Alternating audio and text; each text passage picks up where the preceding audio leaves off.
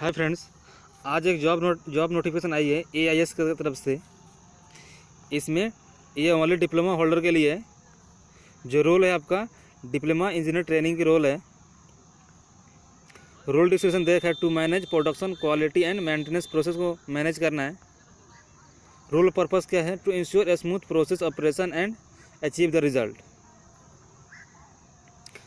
Documented and created by responsibility और head क्या होगी उसके बारे में जानते हैं हम।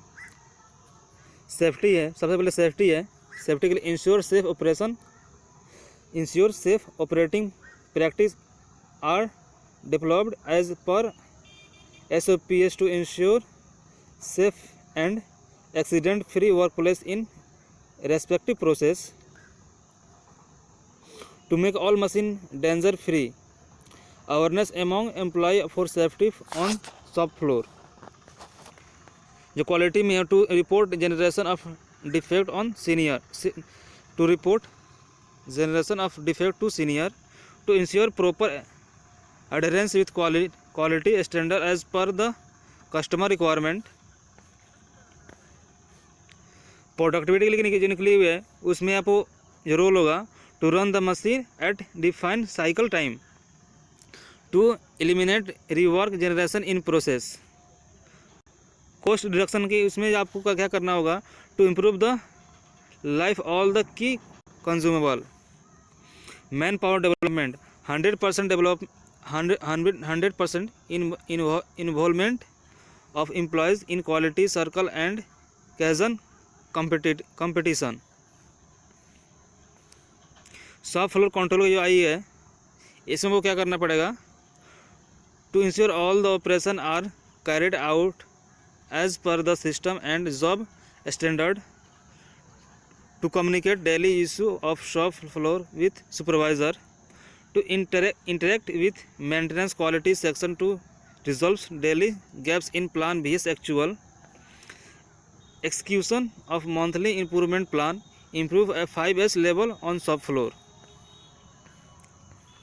इसके लिए अब कुछ जो रिक्वायरमेंट चाहिए उसके लिए क्या रिक्वायरमेंट चाहिए अप्लाई करने के लिए उसके बारे में जान लेते हैं। सबसे पहले आपको नॉलेज होना चाहिए basic knowledge of safety and hygiene measure, discipline and team work, good technical knowledge about machine and machine operation, knowledge of quality standard measuring instrument, basic knowledge of engineering drawing and maintenance tools, CNC operation, PLC tools. जो skill होना चाहिए technical skill, good communication skill and team work, इसका knowledge होना चाहिए। जो इसके लिए qualification रखी हुई है इसमें आपको डिप्लोमा इन मैकेनिकल है, इलेक्ट्रिकल है, इंडस्ट्रियल है, प्रोडक्शन इंजीनियरिंग है। आप अगर आपका ब्रांच मैकेनिकल से, इलेक्ट्रिकल से, इंडस्ट्रियल से, प्रोडक्शन इंजीनियरिंग से तो आप इसके लिए अप्लाई कर सकते हैं। और दूसरी बात यह है कि इसमें आप फ्रेशर भी अप्लाई कर सकते हैं और एक्सपीरियंस पर्सन भी अप्लाई कर सकता है। इसके लिए कोई कंडीशन नहीं रखी हुई है। अब आइए हम जानते हैं इसे हम कैसे अप्लाई करेंगे। उसे जानने के लिए सबसे पहले हम गूगल में चलते हैं।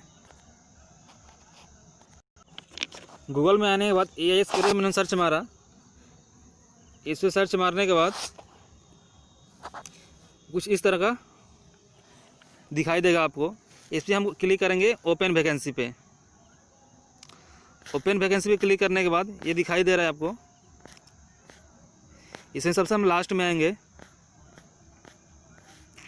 जो ये दो दिखाई दे रहा है diploma engineer training department production location Gujarat view auto job code P25, एक गुजरात लोकेशन के लिए आई है, दूसरा आपका लोकेशन बवल हरियाणा के लिए आई हुई है। यानी दो जगह के लिए आई हुई वैकेंसी।